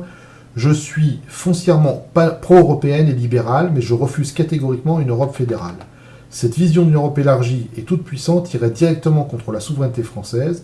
Je ne veux pas d'une Europe qui se construise contre les États. Pour autant, nous sommes tout sauf eurosceptiques. Je crois en l'Europe, j'aime l'Europe et je refuse l'euroscepticisme mortifère incarné par Marine Le Pen et Jean-Luc Mélenchon. Nous, les Républicains, derrière Laurent Wauquiez, devons proposer une alternative crédible. Il faut d'abord accepter que l'Union à 27 ne fonctionne pas et ne pourra pas fonctionner. L'idée d'une Europe à plusieurs vitesses est aujourd'hui la solution la plus viable. Si notre continent ne veut pas être emporté par le flot des populismes et des nationalismes. Il faut revoir l'architecture de l'Union européenne pour aboutir à une Europe autour de 3 cercles. D'abord un noyau dur d'États prêts à aller plus loin en commun, puis la zone euro, puis un 3e cercle qui se construirait autour d'une zone de libre-échange. Il faut aussi relancer l'harmonisation fiscale. Toutes les tentatives de rapprochement récentes des taux, notamment sur l'impôt sur les sociétés, ont échoué, faute de courage politique du côté français. Battons-nous sans relâche pour une harmonisation fiscale avec un taux d'impôt pour les sociétés de 20% pour tout le monde. Alors, elle défend aussi un Buy European Act qui réserverait certaines commandes publiques à des entreprises européennes sur le modèle du Buy American Act aux États-Unis. Alors, quelque chose à remarquer, c'est que dans la tribune... Alors, déjà, elle s'exprime en tant que vice-présidente des Républicains, première vice-présidente. Et dans la tribune, elle passe du « je » au « nous ». Donc, elle commence par « je », après c'est « on » et après c'est « nous ». Et donc, elle présente l'avis de son parti. Alors, peut-on attendre cette position officielle des Républicains dans la suite des événements, en sachant que la suite des événements, il n'y en a pas 50 000, ce sont les élections européennes.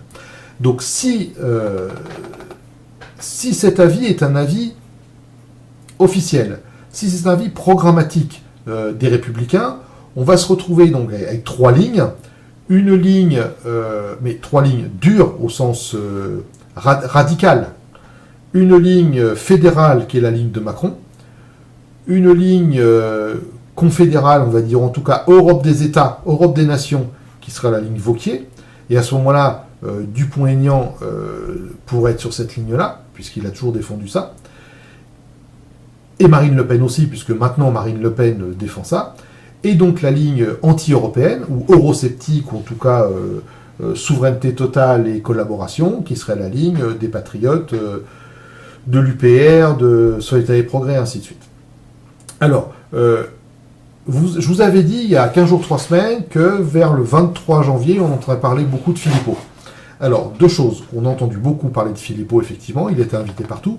Par contre, j'ai pas entendu parler de son congrès. Il devait y avoir un congrès ces jours-ci. Alors, est-ce que c'est que le week-end prochain, ou d'un moment, ils doivent se transformer en parti politique et annoncer leur candidature et notamment la suite des événements.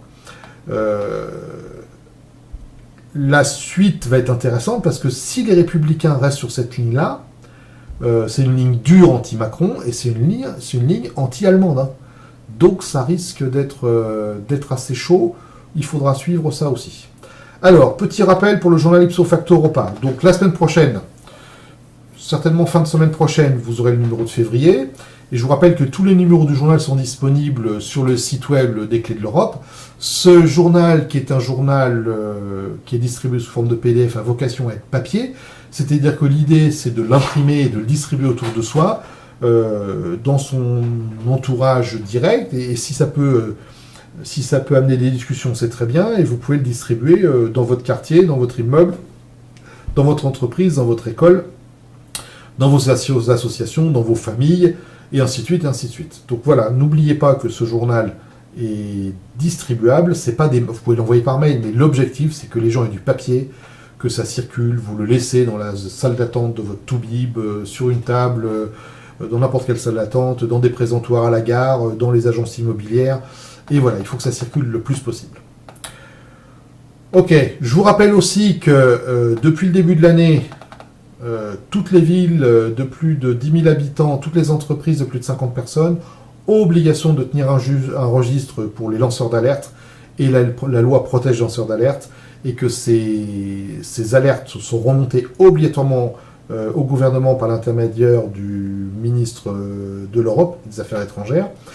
Et donc profitez-en pour dénoncer toutes les exactions de l'Europe, c'est-à-dire toutes ces malversations, usage scandaleux des fonds publics, propagande, pantouflage des élus, corruption notoire, conflit d'intérêts, guerre illégale, déni de démocratie. Donc vous lancez une alerte, vous êtes protégé par la loi, et ça remonte. Et si vous arrivez, vous en faites une tous les jours, ou à chaque fois que vous passez devant la mairie ou dans votre entreprise, et donc on ne peut rien contre vous. Donc passez à l'action. Noyez ce dispositif de vos récriminations contre l'Europe, et puis ça fera avancer le schmilblick. Ceci termine l'exposé, merci de votre attention. Pour ceux qui sont arrivés en cours de route, toutes les références et tous les articles utilisés pour cet exposé sont sur la page Facebook Les Clés de l'Europe. Je vous encourage à vous y abonner et à la faire connaître autour de vous. Je vous encourage aussi à faire connaître la chaîne YouTube du Canal Citoyen. N'oubliez pas de visiter le site web de l'association Les Clés de l'Europe, c'est www.lesclésdeleurope.fr, sur lequel vous trouverez notamment le journal Ipso Facto Europa.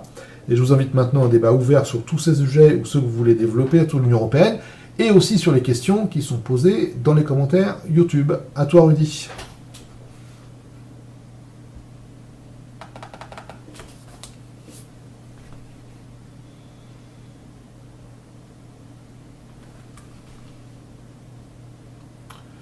Rudy, à toi.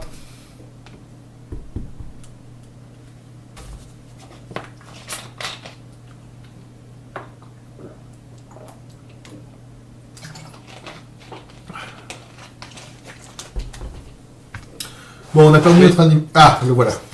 Oui, autant pour moi, désolé. Je te demande... Oui, alors problème de connexion, visiblement, ça vient de mon côté. On finira pas dans des camps FEMA, tu me rassures, hein, si on engraisse cette liste. Hein. Excuse-moi, quelle liste? Ah, la liste, bah normalement non. Normalement non, puisque la loi protège. D'accord, ouais. Ok. Alors, sur Facebook, Cédric Delaby, as-tu des nouvelles du mouvement Les Patriotes sur le site? Car je n'ai pas d'accès à leur forum. Voici ce qu'ils font en ce moment. Non, moi j'ai pas grand-chose. Non, j'ai pas de nouvelles. Alors bon, je sais pas si... Rudy, à toi. Rudy, on n'entend pas. Donc il y a une question de Facebook de Cédric Delaby. As-tu des nouvelles du mouvement Les Patriotes sur leur site? De mon côté, j'entendais Rudy. Oui, c'est bon, Coralie, je suis revenu. Alors c'est elle qui m'entend plus du coup. C'est elle qui nous entend. Il y a un schmilblick. Ah si, c'est bon. Ok. D'accord. Bon, alors ce que je voulais faire ce soir, c'était assez... voilà, ça fait un petit bout de temps qu'on l'a pas fait et qu'on promettait de le faire, donc on va faire un petit panorama du côté des questions qui ont été postées sur YouTube, sur chaque podcast. Alors attends, Rudy, avant je mets une petite mise au point. Ce qui avait été annoncé pour le 23 ou autour je ne sais pas plus, c'est 23 ou 27 janvier, apparemment, d'après ce que j'ai sous les yeux, pour les Patriotes, ça se passera à Arras et c'est le 18 février. Donc apparemment, ils ont décalé ça au 18 février. Donc c'est le lancement du mouvement Les Patriotes le 18 février. Donc c'est pour ça. Donc on reparlera de Philippot autour du 18 février. Donc je vous refais la prévision vers le 10 février. Voilà, et puis alors rappelons que tu n'es pas pro Philippot pour autant, parce que c'est... Ah non, pas du tout, moi je suis pro personne. Je suis pro France. Oui, voilà, comme ça évitera, ça évitera certains de venir nous troller sur les vidéos. Donc d'ailleurs, par rapport aux commentaires qui ont été postés, on va remercier Nicolas Dupont qui nous suit assidûment et qui nous disait encore il y a 3 jours, j'ai parlé de l'émission à mes camarades de l'UPR lors de notre réunion mensuelle. Nous étions une dizaine. Je leur ai conseillé de découvrir le travail remarquable de Yannick. J'espère qu'ils suivront mon conseil. Et après, chacun d'eux se fera sa propre opinion et on verra bien. Encore merci à Yannick et à Rudy. Merci à toi, Nico. On avait une question. On avait une question d'Alex Foucard, ou plutôt une suggestion, qui disait: Yannick, dont j'apprécie beaucoup les idées sur l'UE, raisonne sur les vaccins comme il reproche à juste titre aux européistes de raisonner avec un dogme indiscutable et sans remise en cause du discours officiel. Alors, oui et non. Pourquoi ? Parce que le vaccin, ça relève de science. Il y a de l'industrie, il y a de la manipulation, mais il y a des résultats scientifiques. L'Europe, c'est pas de la science. Donc l'Europe, c'est du sociologique. La politique, ça n'a jamais été de la science, alors que les vaccins, c'est de la science. Donc à tous les gens qui opposent ou qui s'opposent à ce que je dis sur les vaccins, je veux leur injecter la polio. Et on en reparle après. Ok, ouais, on va pas non plus... je veux dire, j'ai encore eu cette semaine des gens qui sont venus m'embêter, pour être poli, sur les vaccins suite à ce que j'ai dit. Il y a une négation, il y a un déni de la vérité qui est hallucinant. Je veux dire, le monde était en train de crever de la polio dans les années 50. Il y a des pays qui sont sortis tout récemment. Ça fait des dégâts gigantesques en France, pays industrialisé, pays moderne, hygiéniste et tout ça. Ce n'est que le vaccin qui a sauvé les gens. Je peux vous présenter des amis à moi, certains sont morts malheureusement, mais d'autres qui ont eu la polio, ils vont vous en parler. Voilà. Alors le jour où on me dira que la polio c'est guéri par l'opération du Saint-Esprit et que le vaccin ne sert à rien, à ce moment-là on discutera, mais il faut le prouver. Alors ce qui est bien, déjà ce qui est à éviter, c'est le manichéisme. Tout n'est pas noir ou blanc, il y a des nuances, c'est souvent gris foncé, gris clair. Nous on a reçu Philippe Alexandre Gendroc, on vous conseille d'aller voir ses vidéos et son travail. Il le disait également, il disait voilà, tous les vaccins ne sont pas... la vaccination n'est pas à jeter en soi, c'est la manière dont on l'applique au jour d'aujourd'hui et les produits qui sont injectés dans les 3/4 d'entre eux qui sont largement problématiques. Voilà, donc effectivement, ce sujet-là, il est sujet à polémique. Il y avait d'autres réactions aussi sur les vidéos YouTube qui disaient que c'était là pour nous diviser principalement sur d'autres sujets qui sont quand même importants, mais on vous invite à aller regarder la vidéo de Philippe Alexandre Gendroc, Vaccin secret et vérité, qui s'est fait attaquer par des pirates d'ailleurs la semaine dernière sur notre chaîne. Donc voilà, et puis vous aurez plus d'infos aussi relatives si vous êtes sceptique, ce qui est mon cas aussi. Mais voilà. Donc on avait Popov premier aussi, il y a 4 jours, qui a dit, qui s'adressait à toi Yannick, qui disait pourquoi taper sur l'UPR, Yannick. Asselineau et son équipe font un travail formidable d'information et d'éducation du peuple français. J'ai apprécié ta vidéo jusqu'au moment où j'ai entendu parler de manière négative de quelqu'un dont de toute évidence tu t'es nourri. Je ne la partagerai pas à cause de cette attitude négative qui dessert notre cause à tous. Salut. Alors, je me réexplique. J'ai toujours dit, malgré mon conflit, que Asselineau m'a fait découvrir un certain nombre de choses, dans beaucoup de domaines et m'a mis le pied à l'étrier dans le domaine de réflexion dans lequel je travaille actuellement, en dehors de mon travail, bien sûr. Donc voilà. Mais ça, je l'ai toujours dit, j'ai jamais nié. Je n'ai jamais nié qu'Asselineau était un conférencier de bon niveau. C'est pas un très bon conférencier techniquement. C'est un gars qui sait trouver les informations, qui sait faire des choses, mais il a des défauts. Et il est hors de question que je dise de quelqu'un qu'il n'a pas de défauts s'il en a. Et pourquoi est-ce que j'aurais le droit de juger? Parce que ce monsieur-là, c'est Popov premier là, j'aurais le droit de dire des méchancetés sur Marine Le Pen, sur Macron, sur Dupont-Aignan, sur n'importe qui, mais pas sur Asselineau. J'aurais le droit de critiquer politiquement, hein, je dis bien politiquement. Moi, j'ai jamais critiqué personne sur sa personnalité au sens de sa personne, sur son, enfin tout ce qui est personnel. Je ne m'intéresse qu'à la politique. Or, je dis qu'Asselineau fait des bêtises politiques. Il a des bonnes choses. Il fait des grosses bêtises politiques. Quand Asselineau est venu à la télé en disant « Vous allez voir ce que vous allez voir », moi je l'ai vu, et il y avait 20 témoins devant des responsables de l'UPR. Il a dit « Si j'ai mes signatures, je suis au deuxième tour ». Il a dit ça à ses responsables. Alors, ou il est fou, ou alors il fait en disant « Il faut dire ça pour motiver les gens ». Mais vous vous rendez compte comment est-ce qu'on motive les gens avec des mensonges comme ça? Et quand il va à la télé en disant « Vous allez voir ce que vous allez voir, je vais créer la surprise du premier tour », je veux dire, son manque d'humilité va tuer sa candidature. Il aurait fait 3 ou 4%, il aurait fait 5%, c'est autre chose. Il a fait 0,92. Donc si on n'a pas le droit de critiquer un homme politique parce qu'il fait des erreurs, à ce moment-là, c'est plus un homme politique, ça devient un gourou. Or, Asselineau et personne d'autre, je n'ai pas de gourou, et je critiquerai les hommes politiques qui font des bêtises. Asselineau ne veut pas s'allier, Asselineau veut que les autres signent ses papiers et que ce soit lui le chef. C'est une réalité, donc je continuerai à dénoncer ça. Si Asselineau fait une démarche pour dire « nous allons nous approcher des autres mouvements pour faire qu'une seule liste aux européennes », je changerai mon point de vue. Et je vous dirais « ah, ce monsieur a évolué, il est devenu intelligent, il va défendre la France plutôt que son image ». Ce n'est pas la route qu'il est en train de prendre. Ni lui, ni Philippot, ni les autres. Hein. J'ai dit la semaine dernière, il y a 15 jours, que la seule façon de gagner les élections européennes, et en tout cas de mettre le why, c'est d'avoir une seule liste eurosceptique. Et mes critiques à ce sujet-là s'appliquent aussi bien à Asselineau qu'à Cheminade, qu'à Dupont-Aignan, qu'au PRCF, qu'à Philippot. D'accord? Et je ne fermerai jamais ma bouche.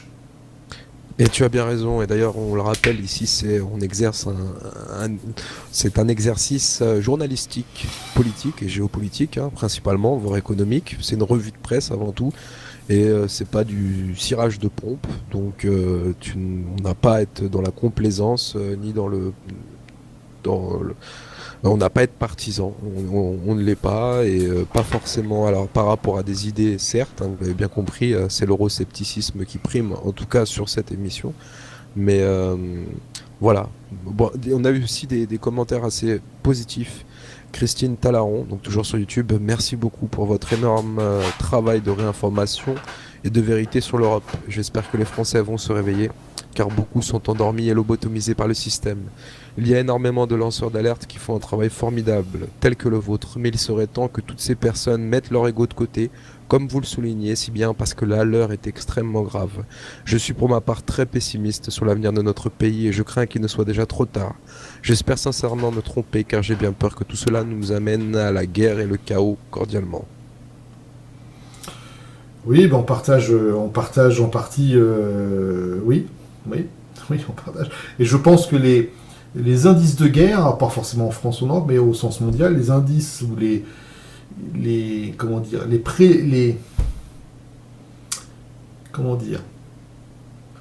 préliminaires, on va dire ça comme ça, de la guerre sont de plus en plus présents. Notamment, j'ai entendu dire, j'ai reçu ça aujourd'hui, qu'un certain nombre de pays seraient à mettre en place une crypto-monnaie pour faire des échanges commerciaux. Et je pense que ça, c'est un acte de guerre contre les États-Unis, verra ça comme un acte de guerre. Donc voilà, je pense qu'on est dans un monde extrêmement instable et beaucoup plus malsain qu'on veut nous le laisser croire.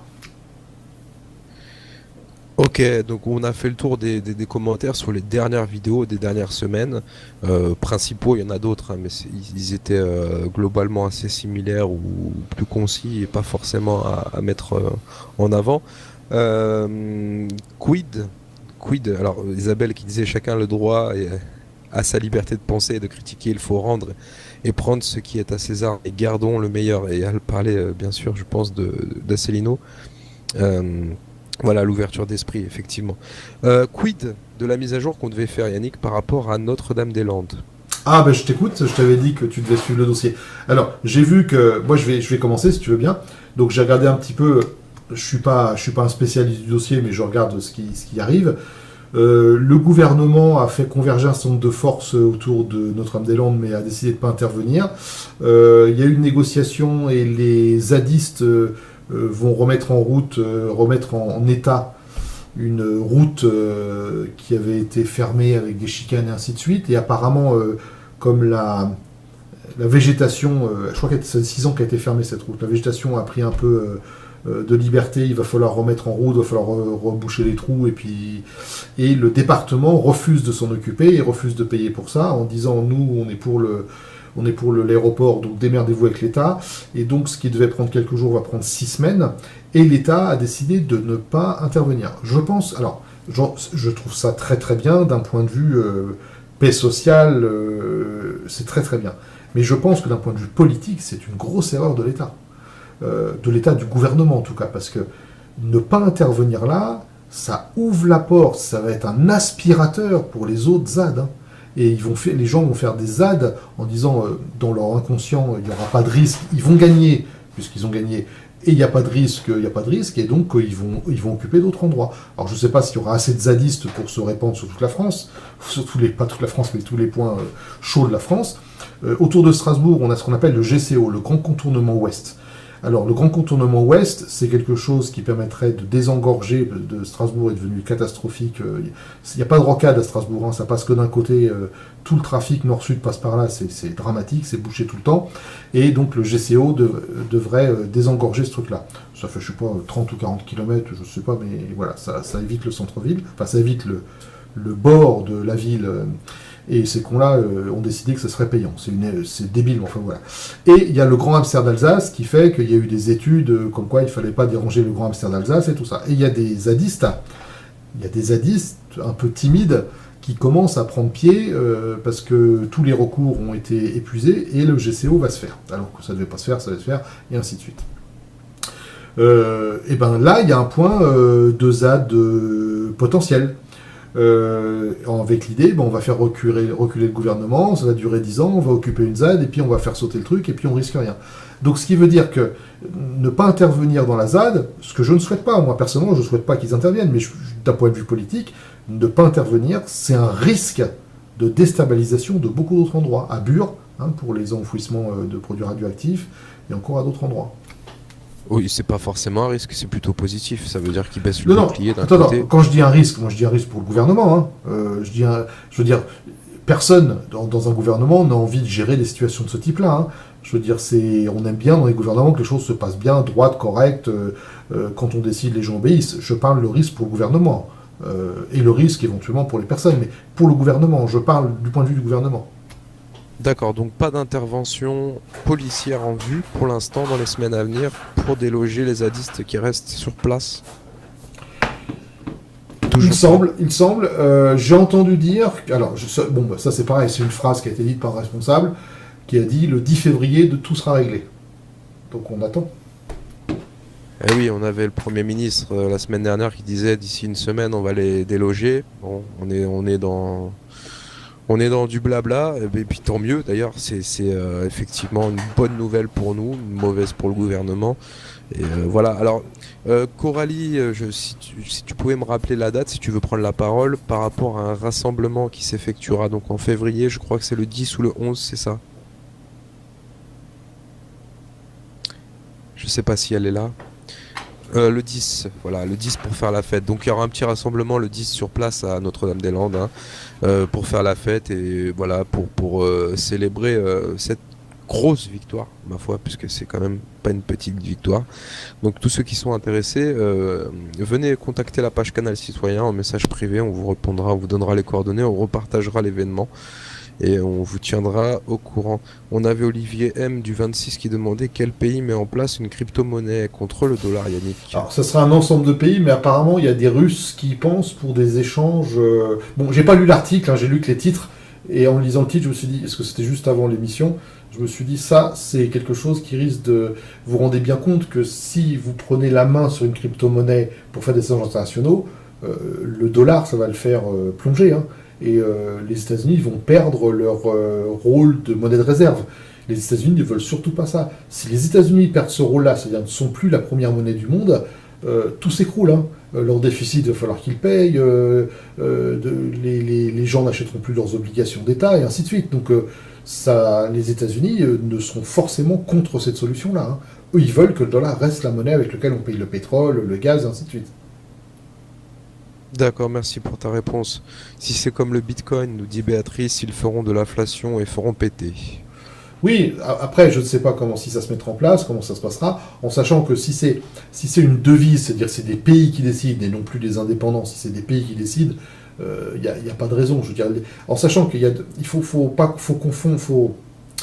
Le Bitcoin, c'est quand même spécifique, hein, c'est indépendant. Si des banques centrales de pays décident de faire une crypto-monnaie pour pouvoir échanger entre eux sur des devises et des matières premières, on n'est plus dans la même catégorie, quoi. Maintenant, les problèmes de la monnaie resteraient les mêmes, hein, inflation de monnaie, tout ça, bien sûr, mais bon, ça c'est autre chose, c'est un deuxième problème, deuxième niveau. Ok, d'accord, mais je te remercie. Alors, je voudrais juste rebondir là, je suis content que Marc Reiser-Dellini soit en ligne sur Facebook, hein, c'est un local qui est engagé contre le GCO, si je me rappelle bien, et donc il nous dit, GCO, un grand contournement ouest à Strasbourg, bullshit, cette autoroute n'a pas pour but d'enlever les bouchons, mais juste pour créer un centre de profit de Vinci. Alors on est d'accord, s'il y avait un contournement à faire, il faudrait que ça soit gratuit si on veut que ce soit efficace. Donc effectivement, le rendre à péage, c'est une catastrophe, mais c'est maintenant qu'on fait, c'est comme ça maintenant on dit vous construisez l'autoroute et vous faites du profit dessus. Mais Marc est quand même de mauvaise foi, parce que il doit jamais prendre la voiture, je sais qu'il roule beaucoup en vélo, mais quand on roule un peu en voiture et qu'on doit passer du nord au sud de Strasbourg, avant c'était qu'aux heures de pointe, maintenant c'est quasiment tout le temps, dès qu'il y a un petit pépin, tout est bloqué. Donc, que ça soit un centre de profit de Vinci, on est d'accord, Marc. Qu'il n'y ait pas d'embouteillage à Strasbourg, c'est assez exagéré de dire ça, hein.